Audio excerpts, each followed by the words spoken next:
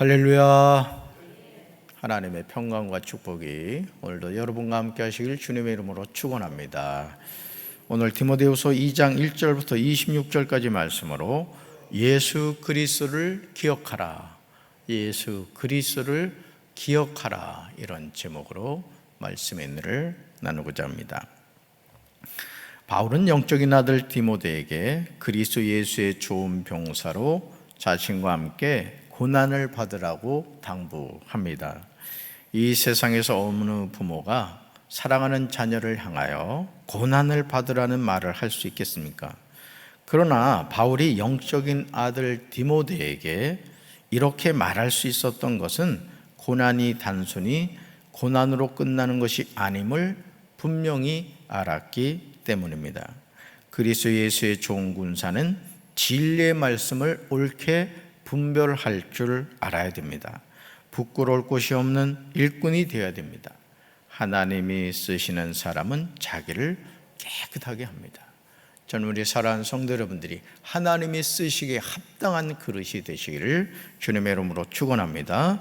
강경제일교회 모든 성도가 그리스도 예수의 좋은 군사들이 되시기를 주님의 이름으로 축원합니다. 첫 번째로 그리스도 예수의 좋은 병사는 은혜 가운데서 강하고 고난을 받아야 합니다. 바울은 1절과 2절에서 디모데에게 이렇게 당부하죠. 내 아들아, 그러므로 너는 그리스도 예수 안에 있는 은혜 가운데서 강하고 또 내가 많은 증인 앞에서 내게 들은 바를 충성된 사람들에게 부탁하라. 그들이 또 다른 사람들을 가르칠 수 있으리라. 지금 바울은 디모데에게 그리스도 예수 안에 있는 은혜 가운데서 강해지라고 권면합니다. 강해지라. 또한 자신에게 들은 복음을 충성된 사람들에게 부탁하라고 하면서 그렇게 함으로써 복음이 전파된다는 사실을 강조합니다. 즉 복음이 확산이 되도록 하라는 거죠. 들은 복음을 너만 간직하고 있는 것이 아니라 그 복음을 계속 주변 사람들에게 전함으로 그 복음이 생명력이 있어서 많은 사람들이 구원받도록 하라는 거죠. 오늘 이런 복음의 전파가 중단된 교회, 중단된 성도의 삶을 많이 보게 되죠. 강경제일교회가 부흥해야 하는 이유, 강경제일교회가 복음을 전하는 일에 최선을 다해야 하는 이유는 복음을 전하는 것이 교회의 사명이며 성도의 사명이기 때문에 그렇습니다. 저는 강경제일교회가 주님이 맡기신 이 사명을 감당하게 되시길 주님의 이름으로 축원합니다. 우리 교회 주변에 대해서도 관심을 갖고 기도해야 됩니다. 강경 지역의 영혼들을 위해서, 저 익산과 부여와 논산과 연무에 있는 영혼들을 위해서도 기도해야 될 줄로 믿습니다. 그렇다면 이 사명을 감당하기 위해서 우리는 어떤 삶을 살아야 될까요? 바울은 3절에서 이렇게 대답하죠. 너는 그리스도 예수의 좋은 병사로 나와 함께 뭘 받으라? 고난을 받으라. 고난을 받으라. 사랑하는 성도 여러분, 우리는 누구나 그리스도 예수의 좋은 병사가 되기를 원하죠. 여러분 그렇죠? 주님의 좋은 병사 되기 원하죠? 네, 저도 그렇습니다. 그런데 바울은 그리스도 예수의 좋은 병사가 되기 위해서는 고난을 받으라는 거예요. 좋은 군인이 되기 위해서 신병교육대에 입소한 그 병사들은 신병교육 훈련을 잘 받아야 됩니다. 그래서 지금도 이렇게 기억나는 것이 이 총을 처음으로 받았을 때 M16을 받았거든요. 제가 처음 받았을 때 와 떨리는 거예요. 내 총이 생긴 거예요. 거기에 박재진이라고 딱 스티커를 붙이거든요. 근데 그 총을 쏘기 전에 우리 남자분들은 아시지만 뭘 하죠? 0점을 잡습니다. 0점. 그 내 눈과 딱 맞춰가지고 0점을 잡아놔야만 그 총을 쏠 때 원하는 방향으로 나아가거든요. 여러분 주님의 좋은 병사가 된다는 건 뭐예요? 고난을 받아야 된다는 거예요. 영적인 훈련을 받아야 된다는 뜻입니다. 사실 바울의 말은 육신을 입은 우리에게 그렇게 유쾌하게 들리지 않습니다. 어느 누가 고난을 받으면서 그리스도 예수의 좋은 병사가 되려고 하겠습니까? 그러나 예수님도 공생의 삶, 즉 아버지 하나님의 사명을 감당하시면서 고난과 더불어 사셨습니다. 오늘도 우리가 그리스도 예수의 좋은 병사가 되기 위해서는 하나님이 우리에게 허락하신 고난을 감당해야 될 줄로 믿습니다. 마태복음 8장 20절에서 예수는 이렇게 말씀하셨죠. 예수께서 이르시되 여우도 굴이 있고 공중의 새도 거처가 있으되 인자는 머리 둘 곳이 없다 하시더라. 아멘. 사랑하는 성도 여러분, 신앙의 여정은 머리 둘 곳이 없는 삶입니다. 우리가 아는 죄 많은 이 세상은 내 집이 아니라는 복음성가의 가사가 그냥 만들어진 게 아니에요. 여러분, 잠시 머무는 장소입니다. 이 땅은 우리가 영원히 살 수 있는 장소가 아니죠. 그래서 우리의 소원, 우리의 마음의 방향은 항상 주님이 계신 천국이 되어야 될 줄로 믿습니다. 부르심을 받은 사람의 관심은 항상 자신을 불러주신 분이 되어야 된다는 거죠. 나를 누가 불러주셨는가? 여러분, 저와 여러분을 누가 불러주셨죠? 아멘이십니까? 그렇습니다. 나를 불러주신 그 주님을 위해서 어떻게 하면 주님을 기쁘시게 할까? 이게 오늘 우리의 관심이 되어야 되죠. 그러므로 4절에서 바울은 이렇게 고백합니다. 우리 4절 같이 한번 읽습니다.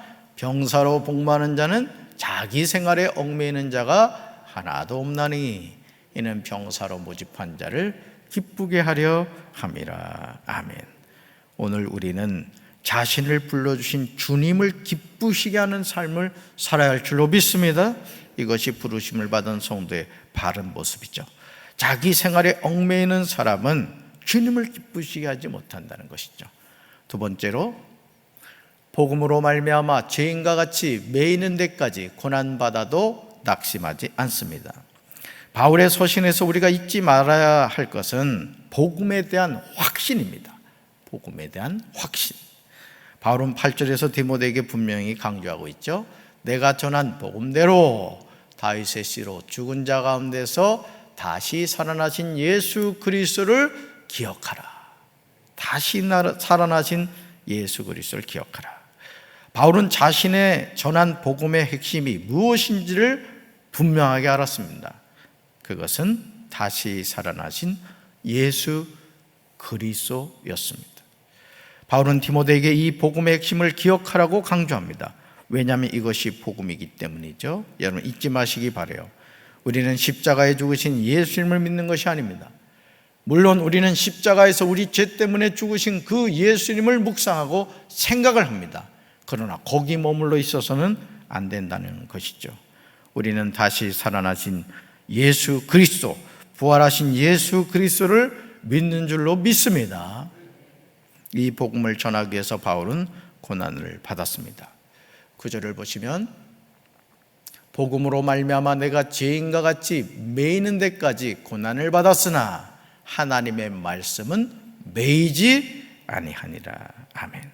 동일한 구절을 공동 번역으로 보시면 다음과 같습니다. 나는 이 복음을 위해서 고통을 당하고 죄인처럼 감옥에 갇히기까지 했습니다. 그러나 하나님의 말씀이 감옥에 갇혀 있는 것은 아닙니다. 얼마나 놀라운 고백입니까? 내 육체는 비록 복음을 전하다가 감옥에 갇혀 있지만 하나님의 말씀은 살아서 지금도 왕성하게 일하고 계신다는 거죠. 저는 저와 여러분 안에도 이 살아계신 하나님의 말씀이 활동하고 역사하게 되길 주님의 이름으로 축원합니다. 그렇다면 바울은 왜 이런 고난을 감수했을까요? 10절에 그 이유가 나오죠. 10절 같이 읽습니다.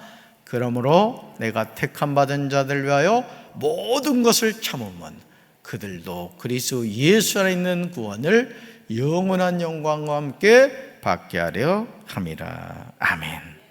바울이 택함 받은 자들을 위하여 모든 것을 참은 이유는 오직 한 가지예요. 그들이 그리스도 예수 안에 있는 구원을 영원한 영광과 함께 받게 하려 함이죠.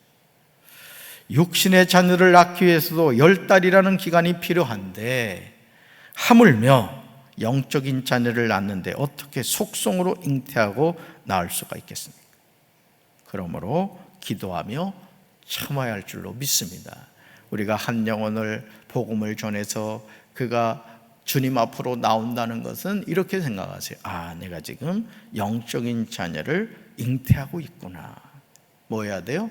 참고 또 참아야 돼요. 몇 달을? 10달을 더 기다려야 될 수도 있어요. 그러나 때가 되면 반드시 영적인 자녀가 응애하고 태어나게 될 줄로 믿습니다. 그리스도 예수의 좋은 병사의 삶의 중요한 태도는 인내입니다. 인내. 우리는 인내를 온전히 이루어야 할 줄로 믿습니다. 우리가 그렇게 하는 이유가 11절과 12절에 나오는 것을 보게 되죠. 같이 읽습니다. 믿부다 이 말이여, 우리가 주와 함께 죽었으면 또한 함께 살 것이요, 참으면 또한 함께 왕노릇할 것이요, 우리가 주를 부인하면 주도 우리를 부인하실 것이라. 암송해야 될 말씀입니다.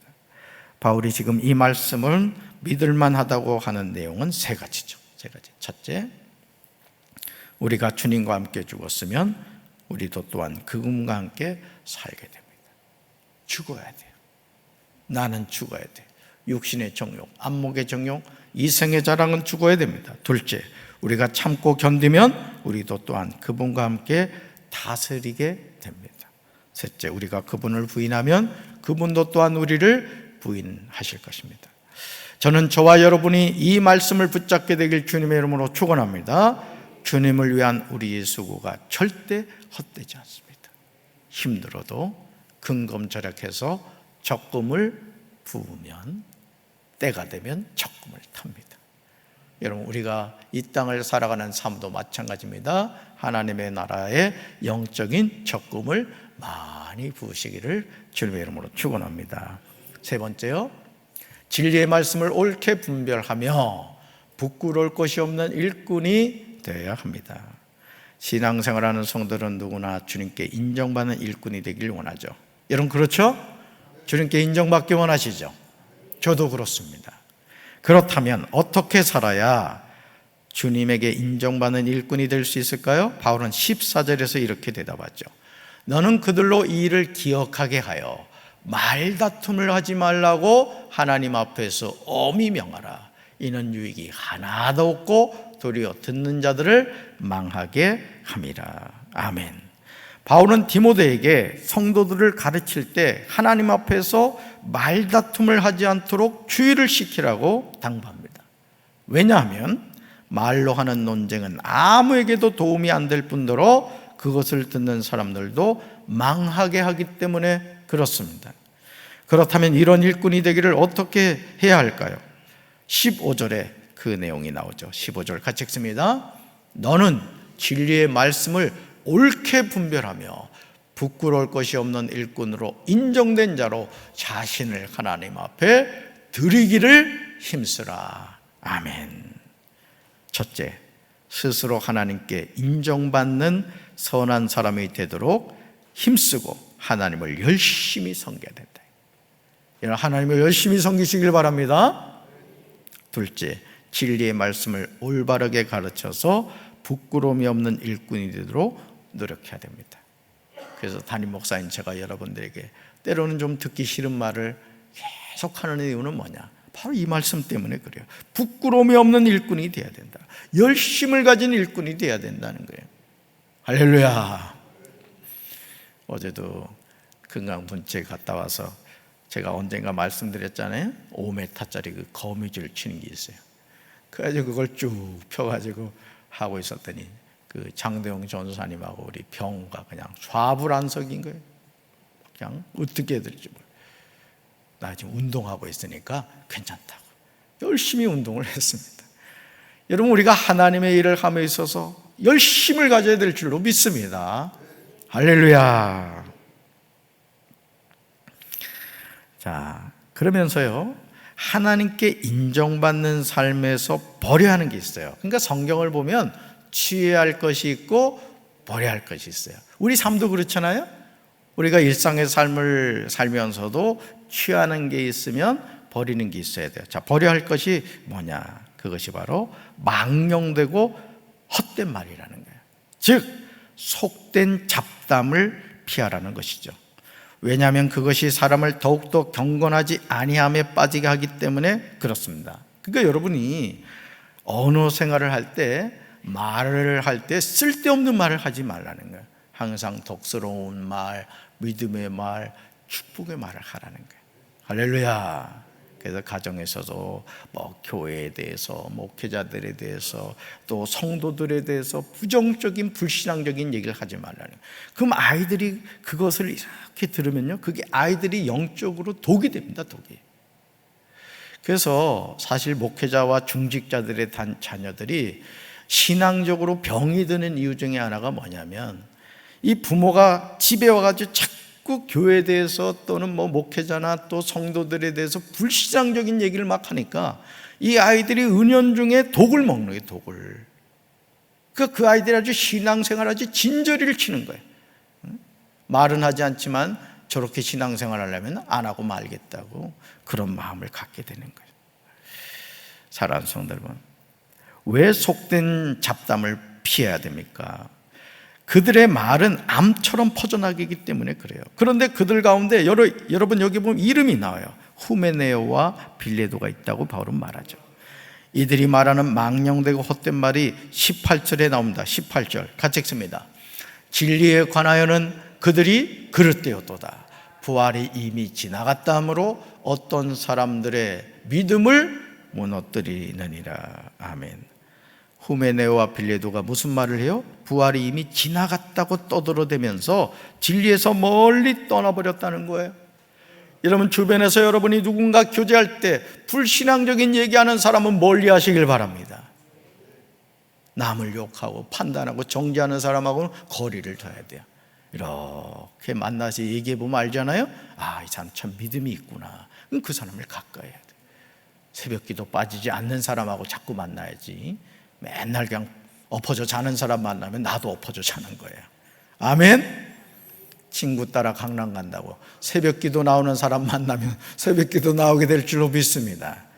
요즘 조금 게을러진 사람들이 눈에 자꾸 띄는 것 같아. 깨어나야 될 줄로 믿습니다. 할렐루야. 결국 부활이 이미 지나갔다고 떠들어대는 사람들을 통해 사람들의 믿음을 뒤흔들어 놓고 있다는 거예요. 여러분 천국 가봤어요? 죽어봤어요? 그래서 여러분 우리가 하나님의 말씀을 왜 꾸준히 읽고 기도해야 되느냐? 우리가 연약한 존재라서 기도 안 하면 세상과 나는 간 곳이 없어야 되는데 예수님하고 천국이 간 곳이 없어진다고요. 그럼 아주 낙심하게 되는 거예요. 우리가 하나님 바라보지 않으면 그렇게 되죠. 오늘도 이런 망령되고 헛된 말이 교회 안에 존재함을 우리는 영적으로 분별해야 됩니다. 그렇지 않으면 우리는 거짓의 아비 마귀에게 미혹을 당하게 될 것입니다. 믿음으로 승리하게 되시길 주님의 이름으로 축원합니다. 가끔 텔레비전에 보면 뭐 서울대학교 종교 학과 무슨 교수라고 하면서 지옥이 없다, 뭐 그 원어적인 의미가 어떻고 저쩌다 떠드는 사람도 있어요. 절대 여러분 그런 사람들 말에 흔들리지 마세요. 회개하러 천국에 가까웠다 예수님이 말씀하시면 천국이 있는 거지. 아멘. 우리가 주님의 말씀을 붙잡아야 될 줄로 믿습니다. 네 번째로, 자기를 깨끗이 하면 귀 쓰는 그릇이 되어 주인이 쓰심에 합당해집니다. 바울은 20절에서 디모데에게 이해하기 쉽게 설명하고 있습니다. 큰 집에는 큰 그릇과 은그릇뿐 아니라 나무 그릇과 질그릇도 있어 귀하게 쓰는 것도 있고 천하게 쓰는 것도 있나니, 그러므로 누구든지 이런 것에서 자기를 깨끗하게 하면 귀히 쓰는 그릇이 되어 거룩하고 주인의 쓰심에 합당하며 모든 선한 일에 준비함이 되리라. 아멘. 바울은요, 큰 집에는 다양한 그릇이 있대요. 여러분 지금 무슨 그릇이요? 금그릇이요, 은그릇이요, 나무 그릇이요, 질그릇이요. 예? 자신 한번 살펴보세요. 근데 여러분 이 살림을 해보시는 분들은 알지만은 어떤 목사님이 그런 얘기를 하더라고요. 성도들이 왜 그런 기도하잖아요. 주여 우리 목사님 큰 그릇이 되게 하여 주시옵소서, 그렇게 기도하잖아요. 그때 이 목사님 그러더라고. 여러분 큰 그릇은 1년에 한 번, 두 번밖에 안 쓰임 받습니다. 밥그릇이 돼야지 많이 쓰임 받지. 웃으면서 그런 얘기를 하시더라고요. 자, 그런데요, 그 그릇이 어떻게 쓰이느냐의 기준이 있어요. 왜 그릇이 어떻게 쓰이느냐가 결정되느냐면 자기를 깨끗하게 하면 이거예요. 따라합시다. 자기를 깨끗하게 하면. 여러분 어제 저녁에 먹은 밥그릇에 아침 먹는 사람이 있어요? 안 먹죠? 또 강아지가 먹던 그릇 갖다가 거기다 밥 담아 먹는 사람이 있어요? 절대 그렇지 않죠. 여러분 똑같습니다. 우리가 왜 경건한 삶을 살아야 되냐면 주님이 어떤 사람을 쓰시느냐, 영적으로나 육적으로나 깨끗한 사람을 쓰시기 때문에 그래요. 할렐루야. 왜요? 성령님은 거룩한 영이거든요. 거룩할 성자잖아요. 거룩한 영이시기 때문에 누가 성령님이 누구와 함께 하느냐? 깨끗한 사람, 경건한 사람과 함께 하시는 줄로 믿습니다. 즉 자기를 깨끗하게 하면 귀 쓰는 그릇이 되어 거룩하고 주인의 쓰심에 합당하며 모든 선한 일에 준비함이 된다는 거죠. 저는 저와 여러분 이런 그릇이 되어야 될 줄로 믿습니다. 그러면서 22절, 23절, 24절, 25절에서 무엇을 피하고 무엇을 따라야 하는지를 언급하고 있어요. 그러니까 여러분 22절부터 25절까지 보면은 피해야 할 것이 뭐고 따라야 할 것이 무엇인가를 기억하고 있어요. 집에 가서 다시 한번 읽어보세요. 특히 23절과 24절에서 바울은 같은 맥락으로 디모데에게 말하고 있죠. 같이 읽습니다. 어리석고 무식한 변론을 버리라. 이에서 다툼이 나는 줄 알미라. 주의 종은 마땅히 다투지 아니하고 모든 사람에 대하여 온유하며 가르치기를 잘하며 참으며. 아멘. 바울은 다툼이 나는 줄 알미라. 다투지 아니하고 라고 강제. 주님의 몸된 교회도 그렇습니다. 담임 목사가 어떤 기도하면서 우리 이렇게 갑시다 하면 여러분들이 불편하시더라도 그렇게 따라주셔야 되는 거예요. 아멘. 배는 한 방향을 향해 갑니다. 배는 두 방향을 향해 가지 않아요. 우리 강경일의 둔치에서 보면 그 비행기 가는 길이 있더라고요. 아시죠? 네, 항상고 이렇게 보면 비행기가 날아가요. 그 길이 있거든요. 비행기도 한 방향을 향해 가는 거예요. 우리 강경제일교는 표대를 향하여 그리스도 예수 안에서 부르시는 부름의 상을 향해 가야 될 줄로 믿습니다. 그래서 제가 이 교회 담임 목사가 된 거예요. 그러니까 여러분들이 담임 목사의 손을 같이 붙잡고 우리가 주님을 따라서 표대를 향하여 달려갑시다. 그럼 우리 강경제일교회가 좋은 교회가 될 것이고 또 저와 여러분 또한 믿음이 부쩍부쩍 성장하게 될 줄로 믿습니다. 그러므로 그리스도 예수의 좋은 병사가 된다는 것은 고난에 동참하는 거예요. 주님께 인정받는 일꾼은 진리의 말씀을 옳게 분별하고 자신을 하나님 앞에 드리기를 힘써야 돼요. 그러니까 말씀을 분별하려면 어떻게 해야 돼요? 말씀을 자꾸 읽어야 돼요. 말씀을 읽으면서 하나님의 뜻이 이거구나. 또 기도해야 돼요. 기도해서 하나님의 음성을 들어야죠. 내가 지금 바른 삶을 살아가고 있나? 우리 가정에 하나님의 뜻에 순종하고 있나? 내가 하는 직장생활, 사업, 내가 하는 모든 일이 하나님을 기쁘시게 해드리고 있나? 내가 과연 깨끗한 그릇이 되고 있는가?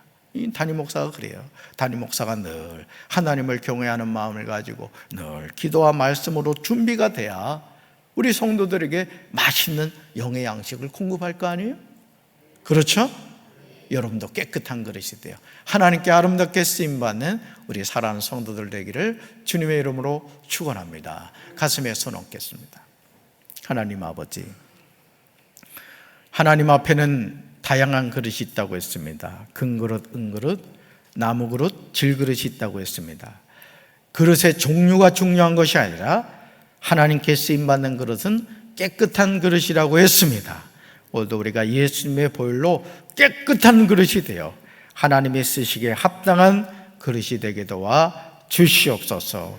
남의 그릇을 욕심내지 않게 도와주시고 내가 하나님 앞에 깨끗한 그릇이 되어 쓰임받게 도와 주시옵소서. 오늘도 믿음 안에서 승리케 하여 주심을 믿사옵고 예수님의 이름으로 간절히 축복하며 기도합니다. 아멘.